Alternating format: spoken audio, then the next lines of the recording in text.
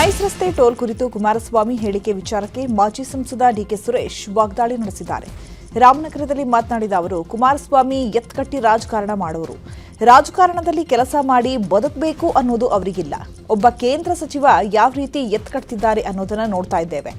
ಅದೊಂದೇ ಟೋಲ್ ಹೆಸರು ಯಾಕೆ ಹೇಳ್ತಾರೆ? ಎಲ್ಲ ಟೋಲ್ಗಳಿಗೂ ಹಣ ಕಟ್ಟಬೇಡಿ ಅಂತ ಹೇಳಿ ಮಾಡೋದೆಲ್ಲ ಅನಾಚಾರ, ಮನೆ ಮುಂದೆ ಬೃಂದಾವನ. ಇದು ಜನತಾದಳದ ಕಾರ್ಯಕರ್ತರ ಎತ್ತು ಕಟ್ಟುವ ಪ್ರಯತ್ನ ಅಷ್ಟೇ ಅಂತ ಗುಡುಗಿದ್ರು. ರಾಜಕಾರಣ ಮಾಡೋರ್ನ ಏನು ಮಾಡೋಕ್ಕಾಗತ್ತೆ ರೀ? ರಾಜಕಾರಣದಲ್ಲಿ ಕೆಲಸ ಮಾಡಿ ಬದುಕಬೇಕು ಅನ್ನೋದಿಲ್ವಲ್ಲ, ಕೆಲಸ ಮಾಡಿ ತೋರಿಸ್ಬೇಕು ಅನ್ನೋದಿಲ್ಲ. ಎತ್ಕಟ್ಟು ರಾಜಕಾರಣ ಮಾಡೋ ಕಸಬಿರೋ ಅಂಥವ್ರನ್ನ ಉತ್ತರ ಕೊಡೋದಕ್ಕೆ ನೀವು ಮಾಧ್ಯಮದ ಮೇಲೆ ಅದ್ರ ಬಗ್ಗೆ ಗಮನ ಹರಿಸಬೇಕೇ ಹೊರತು ಒಬ್ಬ ಕೇಂದ್ರ ಸಚಿವ ಯಾವ ರೀತಿಯಾಗಿ ಎತ್ಕಟ್ತಾ ಇದ್ದಾರೆ ಅನ್ನೋದನ್ನ ನೋಡಬೇಕು. ಅದೊಂದೇ ಟೋಲ್ ಯಾಕೆ ಹೇಳ್ತಾರೆ? ಎಲ್ಲ ಟೋಲ್ನು ಹೇಳಿ, ಎಲ್ಲ ಟೋಲ್ನು ಹೇಳಿ. ಯಾವ ಟೋಲ್ಗೂ ದುಡ್ಡು ಕಟ್ಟಬೇಡಿ ಅಂತ ಹೇಳ್ಬಿಟ್ಟು ಎಲ್ಲ ಟೋಲ್ಗೂ ಹೇಳಿ. ಮಾಡೋದೆಲ್ಲ ಅನಾಚಾರ, ಮನೆ ಮುಂದೆ ಬೃಂದಾವನ. ನೀವು ಅವರಿಗೆ. ಇನ್ನು ಸಚಿವ ಬಾಲಕೃಷ್ಣ ಮಾತನಾಡಿದ್ದು, ರಾಮನಗರದಲ್ಲಿ ಎಚ್ಡಿಕೆ ಪತ್ನಿ ಗೆಲುವಿಗಾಗಿ ಅಣ್ಣ ತಮ್ಮ ಇಬ್ಬರು ಶ್ರಮ ವಹಿಸಿದ್ರು. 1 ಲಕ್ಷ ಲೀಡ್ನಲ್ಲಿ ಜನ ಗೆಲ್ಲಿಸಿದ್ರು. ಆದರೆ ಈ ಕ್ಷೇತ್ರಕ್ಕೆ ಶಾಶ್ವತ ಕೆಲಸ ಮಾಡಲಿಲ್ಲ. ಈಗ ನಮ್ಮ ಸಿಎಂ ನಿಂತರೂ ಕುಂತ್ರೂ ತಪ್ಪು. ಕೇಂದ್ರ ಸಚಿವರು ಒಂದು ಲಿಸ್ಟ್ ಕೊಡಿ, ಅವ್ರು ಹೇಗಿರಬೇಕು ಅಂತ ತಿಳಿಸ್ಲಿ ಅಂತ ಹೇಳಿದ್ದಾರೆ. 2013ರಿಂದ 18 ಕೂಡ ಅವರೇ ಶಾಸಕರು ಇರ್ಬೋದು. ಅವರೇ ಶಾಸಕರು ಇಲ್ಲ, ಅವರೇ ಇರ್ಬೋದು ಶಾಸಕರು. ಶ್ರೀಮತಿಯವರಾಗಿದ್ದು, ಶ್ರೀಮತಿಯವರ 18ರಲ್ಲಿ ಆಗಿದ್ದು, ಶ್ರೀಮತಿಯವರು 18ರಲ್ಲಿ ಉಪಚುನಾವಣೆಯಲ್ಲಿ ಡಿಕೆ ಸುರೇಶ್ ಅವರು ಬೆನ್ನು ಕಟ್ಕೊಂಡು ಪಾಪ ಕಷ್ಟಪಟ್ಟು ಅತ್ಯಂತ ಹೆಚ್ಚು ಈ ರಾಜ್ಯದಲ್ಲಿ ಹೆಚ್ಚು ಲೀಡು. ಎಷ್ಟು ಲೀಡು ಅಂತೋ 1 ಲಕ್ಷ ಚಿಲ್ಲರೆ ಲೀಡು, 1.25 ಲಕ್ಷ ಲೀಡು. ಏನು ಸಹೋದರರಿಬ್ಬರು ಕೂಡ ಏನಾದ್ರು ಒಂದು ಕಾಂಗ್ರೆಸ್ ಪಕ್ಷ, ನಮ್ಮ ಹೈಕಮಾಂಡ್ ಏನಾದ್ರು ಒಂದು ಆದೇಶ ಕೊಟ್ಟರೆ ಅದನ್ನ ಪೂರೈಸಬೇಕು ಅಂತ ಹೇಳಿ ಯೋಗೀಶ್ ಅಣ್ಣ ಏನು ಹೇಳ್ತಾರೆ. ಶಿವಮೊಗ್ಗದಲ್ಲಿ ಸಹೋದರರ ನಡುವೆ ಜಟಾಪಟಿ ಜೋರಾಗಿದೆ. ಮೊನ್ನೆಯಷ್ಟೇ ಮಾಜಿ ಸಚಿವ ಕುಮಾರ್ ಬಂಗಾರಪ್ಪ ಮಾತನಾಡಿ, ಎಂಪಿ ಚುನಾವಣೆಯಲ್ಲಿ ಕಾಂಗ್ರೆಸ್ ಡಮ್ಮಿ ಕ್ಯಾಂಡಿಡೇಟ್ ಹಾಕಲಾಗಿತ್ತು ಅಂತ ಹೇಳಿದರು. ಈ ವಿಚಾರಕ್ಕೆ ಜಿಲ್ಲಾ ಉಸ್ತುವಾರಿ ಸಚಿವ ಮಧು ಬಂಗಾರಪ್ಪ ಕಿಡಿಕಾರಿದ್ದಾರೆ. ಶಿವಮೊಗ್ಗದಲ್ಲಿ ಮಾತನಾಡಿದ ಅವರು, ಕುಮಾರ್ ಬಂಗಾರಪ್ಪ ಒಂದು ತುಕ್ಕು ಹಿಡಿದ ಕಬ್ಬಿಣವಿದ್ದಂತೆ, ರಿಪೇರಿ ಮಾಡಲಾಗದ ತುಕ್ಕು ಹಿಡಿದ ಕಾರು ಇದ್ದಂತೆ, ಪದೇ ಪದೇ ರಿಪೇರಿಗೆ ಹೋಗುವಂತಹ ಕಾರು ಇದ್ದಂತೆ. ಕೊನೆಗೊಮ್ಮೆ ಇಂತಹ ಕಾರನ್ನು ಮೆಕ್ಯಾನಿಕ್ ದುರಸ್ತಿ ಮಾಡಲಾಗದು ಅಂತ ಹೇಳ್ತಾನೆ. ಹಾಗೆ ಕುಮಾರ್ ಬಂಗಾರಪ್ಪ ಸಹ ಅಂತಹವರ ಬಗ್ಗೆ ಮಾತನಾಡುವುದಕ್ಕಿಂತ ಸುಮ್ಮನಿರೋದೇ ಒಳಿತು ಅಂತ ಹೇಳಿದ್ದಾರೆ. ಅಂತ ಹೇಳಿದ್ರು. 10 ವರ್ಷದಿಂದ ಪರಿಸ್ಥಿತಿ ಇಟ್ಟೋರು ಯಾರು ಅಂತ ಹೇಳಿಲ್ವೇ? ಯಾಕಂದ್ರೆ 10 ವರ್ಷದಿಂದ ನಾನು ಇದ್ದೀನಿ ಅಂತ ಹೇಳಿದ್ರು. 10 ವರ್ಷದಿಂದ ಸ್ವಲ್ಪದಲ್ಲಿ ಇದೇ ಪರಿಸ್ಥಿತಿ ಅಂತ ಹೇಳಿದ್ರು. ಯಾರು ರಾಜ್ಯಾಧ್ಯಕ್ಷರಾಗಿರೋರು ಆ ಡಮ್ಮಿಯಾಗಿ ಆ ಪಕ್ಷದೊಳಗೆ ಎಲ್ಲಿ ಕೂತ್ಕೊಂಡ್ರೆ ದಿಕ್ಕು ದೆಸ ಇಲ್ಲ. ಅದನ್ನ ಫಸ್ಟ್ ತೀರ್ಮಾನ ಮಾಡ್ತಾರೆ. ಮಾತುಗಳನ್ನ ಆಡ್ಬೇಕಂದ್ರೆ ಬೇಕಾದಷ್ಟಿದ್ದಾವೆ. ಹೊಲಸಿಗೆ ಮಾತು ಉತ್ತರ ಕೊಟ್ಟು ಆಮೇಲೆ ಇದೆಲ್ಲ ಏನು ಗೊತ್ತಾ, ಕೆಲಸತಿ ಈ ಕಾರ್ ರಿಪೇರಿಗೆ ಹೋಗ್ತೀರಿ ನೀವು, ಅದೇ ಕಾರ್ನ ಎಷ್ಟು ರಿಪೇರಿ ಮಾಡ್ತೀರಿ ನೀವು? ಮಾಡಿ ಮಾಡಿ ಮಾಡಿ ಮಾಡಿ ಗ್ಯಾರೇಜ್ ಓನರ್ ಹೇಳ್ಬಿಡ್ತಾನೆ, ಇಲ್ಲ ಇದು ತುಕ್ಕು ಹಿಡಿದ್ರೆ ರಿಪೇರಿ ಮಾಡೋಕ್ಕಾಗಲ್ಲ. ಹಿಡ್ಕೊಂಡಿರೋ ಗಿರಾಕಿಗೆ ಇನ್ನೂ ಏನು ಉತ್ತರ ಕೊಡ್ತಕ್ಕಾಗಲ್ಲ. ಅವರು ಮಾತಾಡೋರು ಆ ಡಮ್ಮಿಯಾಗಿ ಆ ಪಕ್ಷದೊಳಗೆ ಎಲ್ಲಿ ಕೂತ್ಕೊಂಡ್ರೆ ದಿಕ್ಕು ದೆಸ ಇಲ್ಲ. ಅದನ್ನು ಫಸ್ಟ್ ತೀರ್ಮಾನ ಮಾಡ್ತಾರೆ. ಮಾತುಗಳನ್ನ ಆಡ್ಬೇಕಂದ್ರೆ ಬೇಕಾದಷ್ಟಿದ್ದಾವೆ. ಹೊಲಸಿಗೆ ಮಾತು ಉತ್ತರ ಕೊಟ್ಟು ಆಮೇಲೆ ಇದೆಲ್ಲ ಏನು ಗೊತ್ತಾ, ಕೆಲಸತಿ ಈ ಕಾರ್ ರಿಪೇರಿಗೆ ಹೋಗ್ತೀರಿ ನೀವು, ಅದೇ ಕಾರ್ನ ಎಷ್ಟು ರಿಪೇರಿ ಮಾಡ್ತೀರಿ ನೀವು? ಮಾಡಿ ಮಾಡಿ ಮಾಡಿ ಮಾಡಿ ಗ್ಯಾರೇಜ್ ಓನರ್ ಹೇಳ್ಬಿಡ್ತಾನೆ, ಇಲ್ಲ ಇದು ತುಕ್ಕು ಹಿಡಿದ್ರೆ ರಿಪೇರಿ ಮಾಡೋಕ್ಕಾಗಲ್ಲ. ಹಿಡ್ಕೊಂಡಿರೋ ಗಿರಾಕಿಗೆ ಇನ್ನೂ ಏನು ಉತ್ತರ ಕೊಡ್ತಕ್ಕಾಗಲ್ಲ. ಕಲಬುರಗಿಯಲ್ಲಿ ಎಐಸಿಸಿ ಅಧ್ಯಕ್ಷ ಮಲ್ಲಿಕಾರ್ಜುನ ಖರ್ಗೆ ಕೇಂದ್ರದ ವಿರುದ್ಧ ಗುಡುಗಿದ್ದಾರೆ. ನಾವು ದೇಶದ್ರೋಹಿಗಳ ಅಥವಾ ಅವರ ಅನ್ನೋದು ಇತಿಹಾಸ ಹೇಳುತ್ತೆ. ಯಾರಿಗೆ ಇತಿಹಾಸ ಗೊತ್ತಿಲ್ವೋ ಅವರಿಗೆ ಹೊಸ ಇತಿಹಾಸ ರಚಿಸೋಕೆ ಸಾಧ್ಯ ಇಲ್ಲ. ದೇಶಕ್ಕಾಗಿ ಎಲ್ಲಾನು ಮಾಡಿದ್ದು ನಾವೇ. ಇವತ್ತು ನಮ್ಮನ್ನೇ ನೀವ್ಯಾರು ಅಂತ ಕೇಳ್ತಿದ್ದಾರೆ. ಮೋದಿ ಕೇವಲ ಮನ್ ಕಿ ಬಾತ್ ಆಡ್ತಾರೆ. ಮನ್ ಕಿ ಬಾತ್ ಬೇಡ, ಜನ್ ಕಿ ಬಾತ್ ಆಡಿ ಅಂತ ಹೇಳಿದ್ರು. ಇದೇ ವೇಳೆ ಸಕ್ಕರೆ ಬೆಲೆ ಏರಿಕೆಗೂ ಕಿಡಿಕಾರಿ. ಸಕ್ಕರೆ ಬೆಲೆ ಜಾಸ್ತಿ ಆಗ್ತಾ ಇದೆ, ಪೆಟ್ರೋಲ್ ಬೆಲೆ ಏರಿಕೆ ಆಗ್ತಾ ಇದೆ. ಮಾರಾಯ, ಮೊದಲು ಬೆಲೆ ಏರಿಕೆ ಕಡಿಮೆ ಮಾಡೋ ಕೆಲಸ ಮಾಡು, ಆಮೇಲೆ ವಂದೇ ಮಾತರಂ ಗೀತೆ ಬಗ್ಗೆ ಚರ್ಚೆ ಮಾಡೋಣ ಅಂತ ಕುಟುಕಿದ್ರು. ಅವ್ರ ದೇಶದ್ರೋಹಿನೋ ಇತಿಹಾಸ ಹೇಳ್ತದೆ. ಇತಿಹಾಸದ ಪುಟ ಏನು ಹಿಂದೆ ಇತಿಹಾಸ ಬರೆದು ಹೋಗಿದಾರೋ ಅಥವಾ ನಡೆದು ಹೋಗಿದೆ, ಅದಕ್ಕಂತೂ ನಿಮ್ಗೆ ಅಳಿಸೋಕ್ಕಾಗಲ್ಲ. ಅದಕ್ಕೆ ಬಾಬಾ ಸಾಹೇಬ್ ಅಂಬೇಡ್ಕರ್ ಹೇಳಿದ್ದು, ಯಾರು ಇತಿಹಾಸವನ್ನು ಯಾರಿಗೆ ಗೊತ್ತಿಲ್ಲ ಅವರು ಹೊಸ ಇತಿಹಾಸ ತಯಾರು ಮಾಡೋಕ್ಕೆ ಸಾಧ್ಯ ಇಲ್ಲ, ಅವ್ರ ಕೈಲಾಗ. ಇವ ಒಂದು ಸ್ಕೂಲ್ ತೆರೆದಿಲ್ಲ, ಒಂದು ಕಾಲೇಜ್ ತೆರೆದಿಲ್ಲ, ಬರೇ ಭಾಷಣ, ಮನ್ ಕಿ ಬಾತ್. ಅರೆ ನಿನ್ನ ಮನ್ ಕಿ ಬಾತ್ ತೊಗೊಂಡು ಏನು ತೊಳ್ಕೊಂಡು ಕೊಡೋಣ. ವಾಲ್ಮೀಕಿ ನಿಗಮ ಹಗರಣ ಪ್ರಕರಣ ಸಂಬಂಧ ಸಚಿವ ನಾಗೇಂದ್ರ ರಾಜೀನಾಮೆಗೆ ಆಗ್ರಹಿಸಿ ಬಿಜೆಪಿ ಬೀದಿಗಿಳಿದಿದೆ. ಬೆಳಗಾವಿಯ ಚೆನ್ನಮ್ಮ ವೃತ್ತದಲ್ಲಿ ಮಳೆಯ ನಡುವೆ ಬಿಜೆಪಿ ತೀವ್ರ ಪ್ರತಿಭಟನೆ ಮಾಡಿದೆ. ಟೈರ್ಗೆ ಬೆಂಕಿ ಹಚ್ಚಿ ಬಿಜೆಪಿ ಕಾರ್ಯಕರ್ತರು ಆಕ್ರೋಶ ವ್ಯಕ್ತಪಡಿಸಿದರು. ಪೊಲೀಸರು ಹಾಗೂ ಕಾರ್ಯಕರ್ತರ ನಡುವೆ ತಳ್ಳಾಟ ನೂಕಾಟ ಉಂಟಾಗಿದ್ದು 50ಕ್ಕೂ ಹೆಚ್ಚು ಬಿಜೆಪಿ ಕಾರ್ಯಕರ್ತರನ್ನ ಪೊಲೀಸರು ವಶಕ್ಕೆ ಪಡೆದಿದ್ದಾರೆ.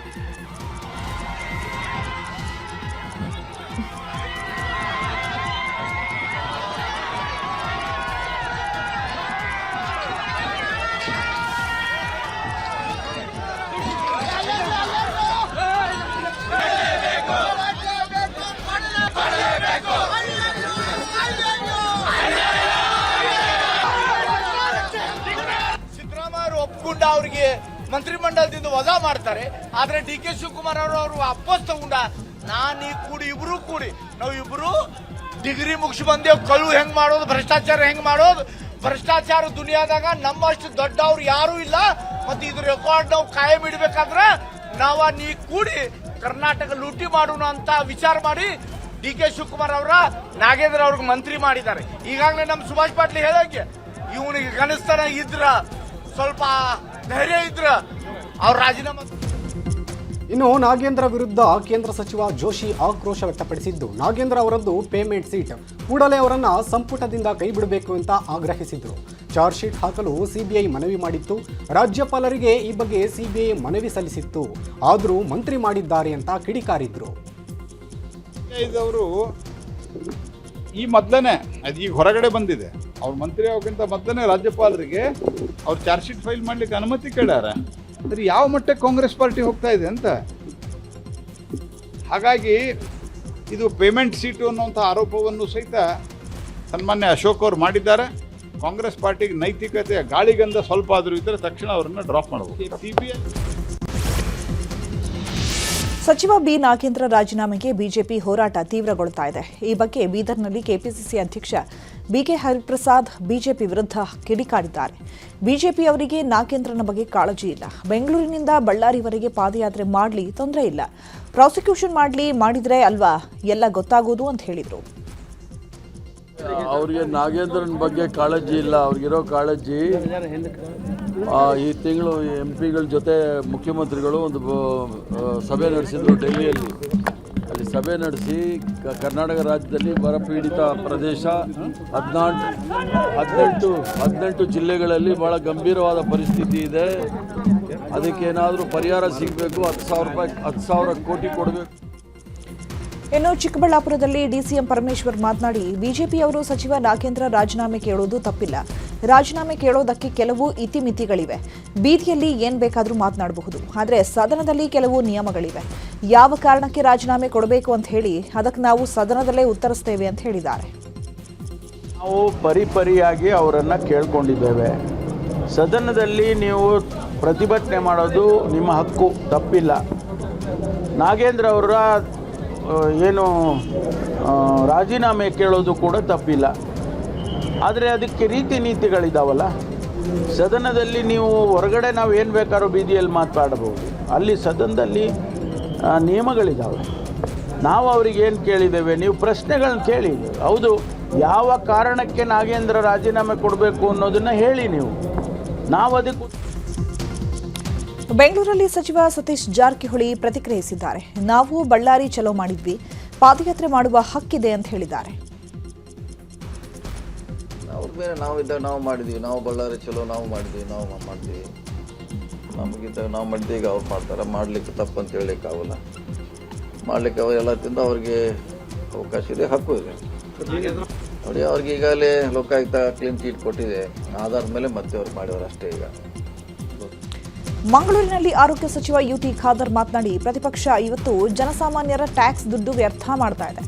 ರಾಜಕೀಯ ಮಾಡಲಿ, ಆದರೆ ರಾಜ್ಯಕ್ಕೆ ಇದರಿಂದ ಅನ್ಯಾಯ ಆಗಬಾರದು. ಸ್ಪಷ್ಟವಾದ ಕಾರಣ ಇಲ್ಲದೆ ಗದ್ದಲ ಮಾಡೋದ್ರ ಹಿಂದೆ ಹಿಡನ್ ಅಜೆಂಡಾ ಇದೆ. ನೋಟಿಸ್ ಕೊಟ್ಟು ಚರ್ಚೆ ಮಾಡುವ ಬದಲು ರಾಜಕೀಯ ಮಾಡ್ತಿದ್ದಾರೆ ಅಂತ ಕಿಡಿಕಾರಿತು. ಅಧಿವೇಶನ ನಡೆಸಲು ಬಿಡದೆ ಪ್ರತಿಪಕ್ಷ ಇವತ್ತು ಜನಸಾಮಾನ್ಯರ ಟ್ಯಾಕ್ಸ್ನ ದುಡ್ಡನ್ನು ಮತ್ತು ಸದನದ ಸಮಯವನ್ನು ವ್ಯರ್ಥ ಮಾಡಿ ರಾಜ್ಯದ ಜನಸಾಮಾನ್ಯರಿಗೆ ಸಾಮಾಜಿಕ ವಂಚನೆ ಇವತ್ತು ಮಾಡ್ತಾ ಇದೆ ಅಂತ ಹೇಳಲಿಕ್ಕೆ ನಾನು ಇವತ್ತು ಬಯಸ್ತೇನೆ. ಹುಬ್ಬಳ್ಳಿಯಲ್ಲಿ ಭವಾನಿ ಶಂಕರ ದೇವಸ್ಥಾನ ಪುಷ್ಕರಣಿ ವಿವಾದ ತಾರಕಕ್ಕೇರಿದೆ. ಹಿಂದೂಪರ ಸಂಘಟನೆಗಳು ಇಂದು ಹುಬ್ಬಳ್ಳಿಯಲ್ಲಿ ಬೃಹತ್ ಪ್ರತಿಭಟನೆಗೆ ಕರೆ ನೀಡಿದ್ವು. ಚನ್ನಪೇಟೆಯಲ್ಲಿ ವಿಧಾನಸಭೆ ವಿಪಕ್ಷ ಉಪನಾಯಕ ಅರವಿಂದ ಬೆಲ್ಲದ್, ಎಂಎಲ್ಸಿ ಪ್ರದೀಪ್ ಶೆಟ್ಟರ್ ಸೇರಿ ಬಿಜೆಪಿ ಅನೇಕ ನಾಯಕರು ಭಾಗಿಯಾಗಿದ್ದರು. ಮೆರವಣಿಗೆ ನಡೆಸಿದ ನಾಯಕರು ಕಾರ್ಯಕರ್ತರನ್ನ ಪೊಲೀಸರು ವಶಕ್ಕೆ ಪಡೆದಿದ್ದಾರೆ. ಇನ್ನು ಹಳೆ ಹುಬ್ಬಳ್ಳಿಯಲ್ಲಿ ಪೊಲೀಸ್ ಸರ್ಪಗಾವಲು ಹಾಕಲಾಗಿದೆ. ಅಜರ್ ಹೊಂಡಕ್ಕೆ ತೆರಳುವ ಎಲ್ಲ ದಾರಿಗಳಿಗೆ ಬ್ಯಾರಿಕೇಡ್ ಹಾಕಿ ಬಂದ್ ಮಾಡಲಾಗಿದೆ. ಶ್ರೀ ಭವಾನಿ ಶಂಕರ ದೇವಸ್ಥಾನದ ಸುತ್ತ 500 ಮೀಟರ್ ನಿಷೇಧಾಜ್ಞೆ ಜಾರಿ ಮಾಡಲಾಗಿದೆ.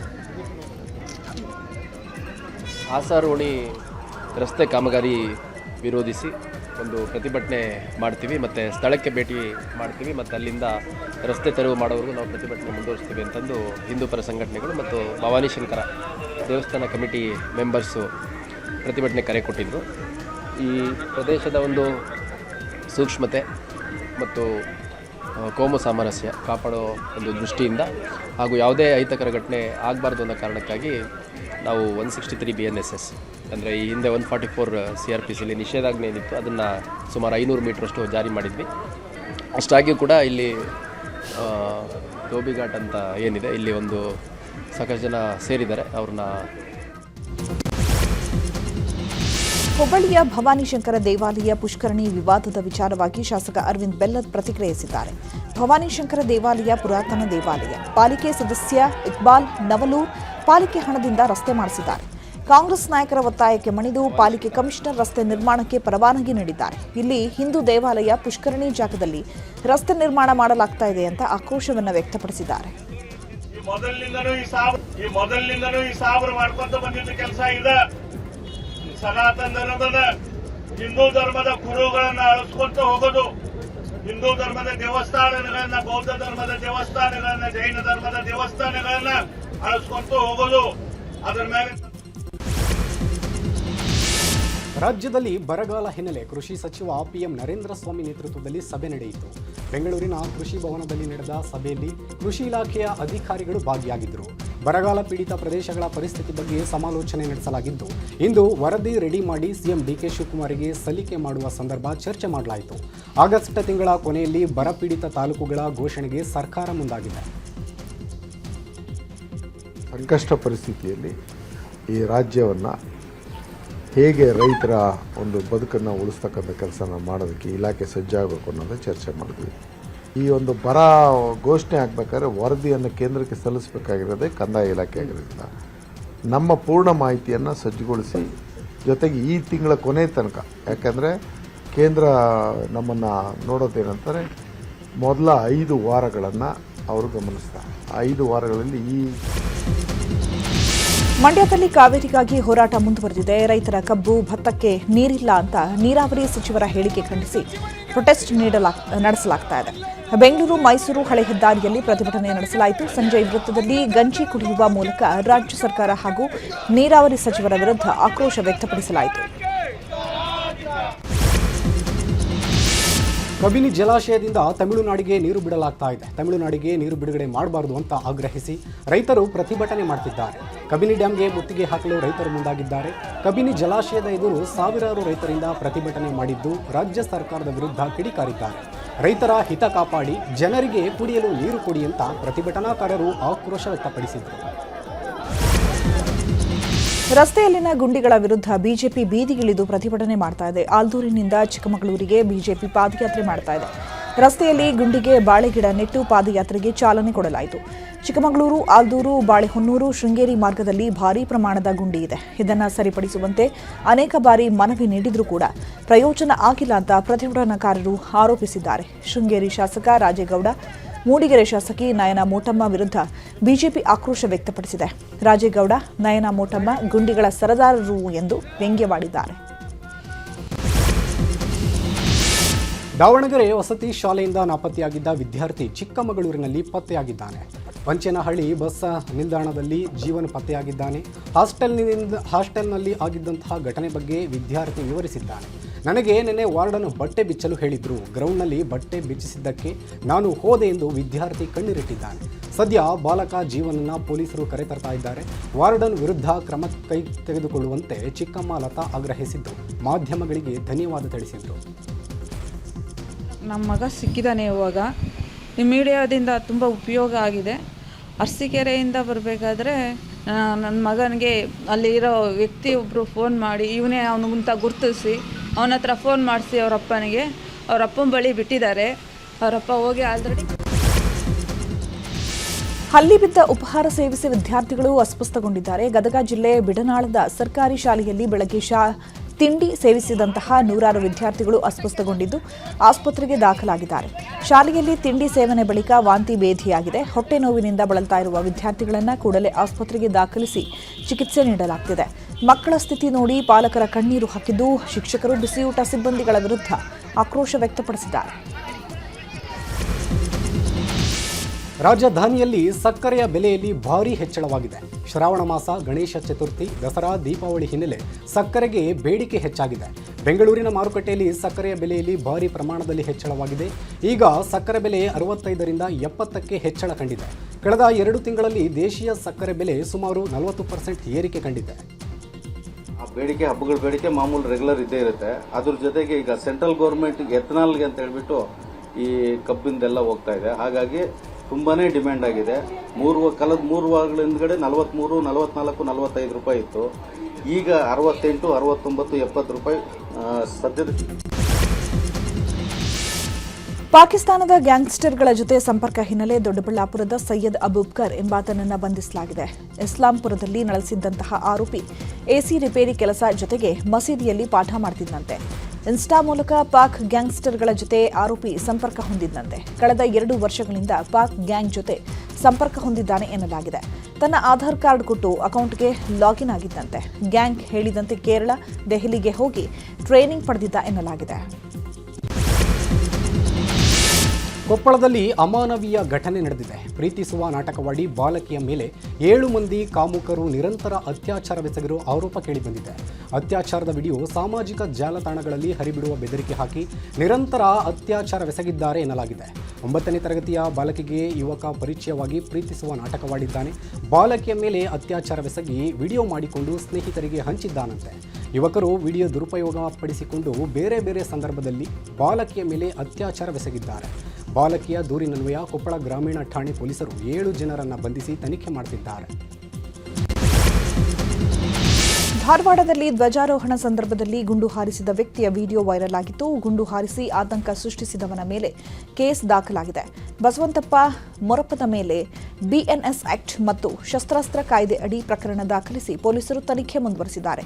ಆರೋಪಿ ಬಸವಂತಪ್ಪ ಮೊರಬಗಾಗಿ ಪೊಲೀಸರು ಶೋಧ ಮಾಡ್ತಾ ಇದ್ದಾರೆ. ಧಾರವಾಡ ತಾಲೂಕಿನ ಕುರುಬಗಟ್ಟಿ ಗ್ರಾಮದಲ್ಲಿ ಘಟನೆ ನಡೆದಿತ್ತು. ಪ್ರವಾಸಕ್ಕೆ ಬಂದಿದ್ದ ತಾಯಿ ಮಗಳು ನದಿಯಲ್ಲಿ ನಾಪತ್ತೆಯಾಗಿದ್ದಾರೆ. ವಿಜಯನಗರ ಜಿಲ್ಲೆ ಹೊಸಪೇಟೆ ತಾಲೂಕಿನ ಹಂಪಿಯ ತುಂಗಭದ್ರಾ ನದಿಯಲ್ಲಿ ಘಟನೆ ನಡೆದಿದೆ. ಯಾಸ್ಮಿನ್ ಶಾಹೀನ್ ನಾಪತ್ತೆಯಾದ ತಾಯಿ ಮಗಳು ಆಂಧ್ರಪ್ರದೇಶದ ಕರ್ನೂಲ್ ಜಿಲ್ಲೆಯ ಸೂಳೆಕೆರೆ ಗ್ರಾಮದಿಂದ ಸಂಬಂಧಿಕರೊಂದಿಗೆ ತಾಯಿ ಮಗಳು ಪ್ರವಾಸಕ್ಕೆ ಬಂದಿದ್ರು. ನಾಪತ್ತೆಯಾದ ಅಮ್ಮ ಮಗಳಿಗಾಗಿ ಹಂಪಿ ಪ್ರವಾಸಿ ಠಾಣೆ ಪೊಲೀಸರು ಶೋಧ ಕಾರ್ಯ ನಡೆಸುತ್ತಿದ್ದಾರೆ. ಕರ್ನಾಟಕ ಕ್ಯಾಡರ್ನ ಐಎಎಸ್ ಅಧಿಕಾರಿ ಜ್ಞಾನೇಂದ್ರ ಕುಮಾರ್ ನಾಪತ್ತೆಯಾಗಿದ್ದಾರೆ. ಬೆಂಗಳೂರು ಏರ್ಪೋರ್ಟ್ನಿಂದ ನಾಪತ್ತೆಯಾಗಿದ್ದು ಏರ್ಪೋರ್ಟ್ ಬಳಿ ಮೊಬೈಲ್ ಸ್ವಿಚ್ ಆಫ್ ಆಗಿದೆ. ಐಎಎಸ್ ಜ್ಞಾನೇಂದ್ರ ಪತ್ತೆಗಾಗಿ ಕಮಿಷನರ್ ಮುಂದಾಗಿದ್ದಾರೆ. ಕೆಪಿಎಸ್ಸಿ ಮೇಲೆ ಇಡಿ ದಾಳಿ ಬಳಿಕ ನಾಪತ್ತೆಯಾಗಿರುವ ಶಂಕೆ ವ್ಯಕ್ತವಾಗಿದೆ. ಇನ್ನು ಐಎಎಸ್ ಅಧಿಕಾರಿ ನಾಪತ್ತೆ ವಿಚಾರ ಸಂಬಂಧ ಗೃಹ ಸಚಿವ ಪ್ರಿಯಾಂಕ್ ಖರ್ಗೆ ರಿಯಾಕ್ಟ್ ಮಾಡಿದ್ದಾರೆ.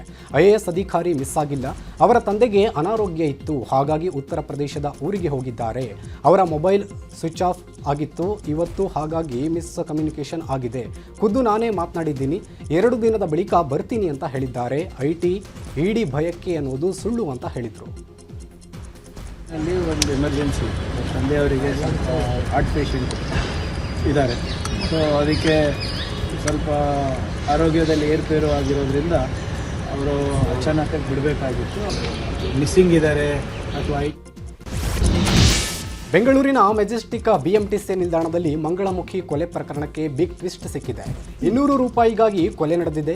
ರಾಮಮೂರ್ತಿ ನಗರದ ಗೌತಮ್ ಎಂಬಾತ ಕೊಲೆ ಮಾಡಿದ್ದಾನೆ. ರಾತ್ರಿ ಹೊತ್ತಲ್ಲಿ ಆರೋಪಿ ಗೌತಮ್ ರಾಬರಿಗೆ ಇಳಿಯುತ್ತಾ ಇದ್ದ. ನಿನ್ನೆ ರಾತ್ರಿ ಡಿಯೋ ಬೈಕ್ನಲ್ಲಿ ಮೆಜೆಸ್ಟಿಕ್ಗೆ ಬಂದಿದ್ದು ಮಂಗಳಮುಖಿ ದೇವಿಯ ಬಳಿ 200 ರೂಪಾಯಿ ಹಣ ಕೇಳಿದ್ನಂತೆ. ಕೊಡಲ್ಲ ಎಂದಿದ್ದಕ್ಕೆ ಡ್ಯಾಗರ್ನಿಂದ ದೇವಿ ತಲೆಗೆ ಹೊಡೆದಿದ್ದಂತೆ.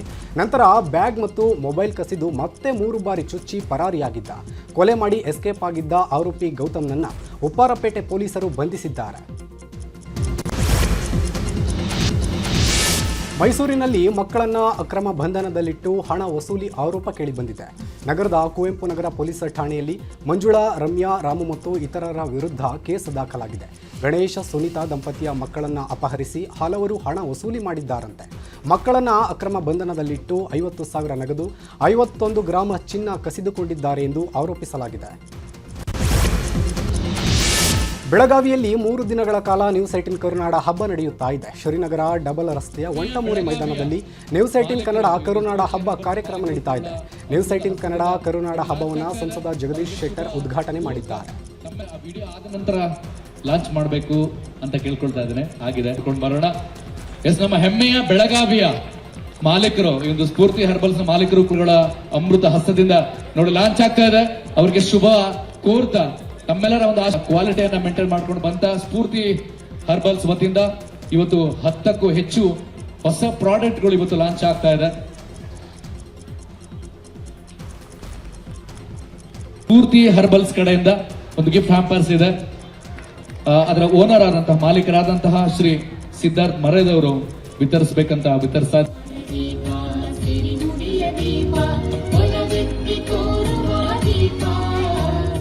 ಸ್ಫೂರ್ತಿ ಹರ್ಬಲ್ಸ್ನ 15 ಉತ್ಪನ್ನಗಳ ಬಿಡುಗಡೆ ಮಾಡಲಾಯಿತು. ಮಾಜಿ ಸಿಎಂ ಸಂಸದ ಜಗದೀಶ್ ಶೆಟ್ಟರ್, ಬೆಳಗಾವಿಯ ಮೇಯರ್ ಪ್ರೀತಿ ಕಾಮಕರ್, ಉಪಮೇಯರ್ ಹಣಮಂತ ಕೊಂಗಾಣಿ ಸೇರಿ ಹಲವು ಗಣ್ಯರು ಬಿಡುಗಡೆಗೊಳಿಸಿದರು. ಕಳೆದ 17 ವರ್ಷಗಳಿಂದ ಸ್ಫೂರ್ತಿ ಹರ್ಬಲ್ಸ್ ಸಂಸ್ಥೆ ನೈಸರ್ಗಿಕ ಹಾಗೂ ಗುಣಮಟ್ಟದ ಉತ್ಪನ್ನಗಳನ್ನು ಗ್ರಾಹಕರಿಗೆ ತಲುಪಿಸುವ ಕೆಲಸ ಮಾಡಿದೆ. ಈಗ ಉತ್ಪನ್ನ ಸಂಖ್ಯೆಯನ್ನು ಮತ್ತಷ್ಟು ಹೆಚ್ಚಿಸಿಕೊಂಡಿದೆ. ಸ್ಫೂರ್ತಿ ಹರ್ಬಲ್ಸ್ ಮಳಿಗೆಗೆ ಗಣ್ಯರು ಭೇಟಿ ನೀಡಿ ಮಾಹಿತಿ ಪಡೆದರು. ಈ ವೇಳೆಯಲ್ಲಿ ಸಂಸ್ಥೆಯ ಮುಖ್ಯಸ್ಥ ಸಿದ್ಧಾರ್ಥ್ ಮರೇದ್ ಇದ್ದರು. ನ್ಯೂಸ್ 18 ವರದಿಯ ಫಲಶ್ರುತಿ 15 ವರ್ಷಗಳ ಕಷ್ಟ ಇದು. 15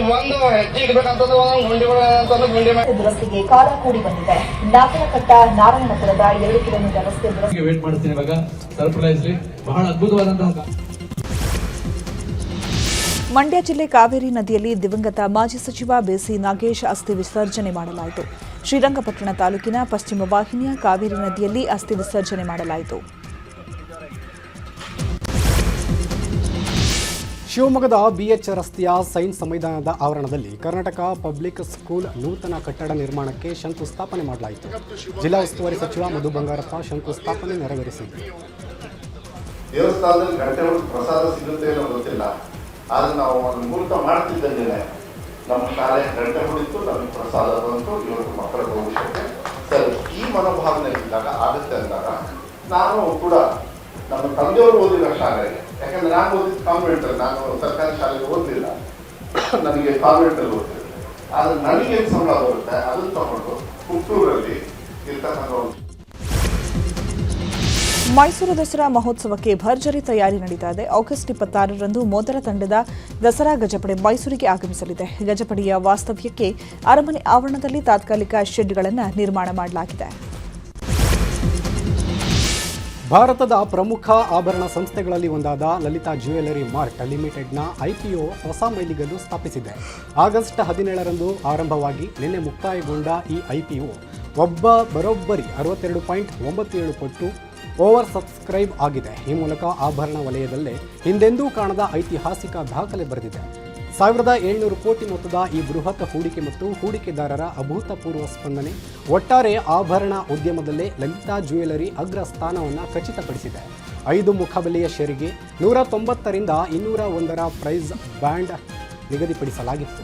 74 ಷೇರುಗಳ ಕನಿಷ್ಠ ಬಿಡ್ ಗಾತ್ರ ನಿಗದಿಪಡಿಸಲಾಗಿತ್ತು. ನೆಟ್ ಆಫರ್ನಲ್ಲಿ ಅರ್ಹ ಸಾಂಸ್ಥಿಕ ಖರೀದಿದಾರರಿಗೆ ಗರಿಷ್ಠ 50% ಸಾಂಸ್ಥಿಕೇತರ ಬಿಡ್ಡರ್ಗಳಿಗೆ ಕನಿಷ್ಠ 15% ಹಾಗೂ ರಿಟೇಲ್ ಇನ್ವೆಸ್ಟರ್ಸ್ಗೆ ಕನಿಷ್ಠ 35% ಮೀಸಲು ನೀಡಲಾಗಿತ್ತು. 1200 ಕೋಟಿ ಮೌಲ್ಯದ ಹೊಸ ಷೇರುಗಳ ವಿತರಣೆ ಮತ್ತು ಮಾಲೀಕ ಎಂ ಕಿರಣ್ ಕುಮಾರ್ ಅವರ 500 ಕೋಟಿ ಮೌಲ್ಯದ OFS ಅಂದರೆ ಆಫರ್ ಫಾರ್ ಸೇಲ್ ಅನ್ನು ಈ IPO ಒಳಗೊಂಡಿತ್ತು.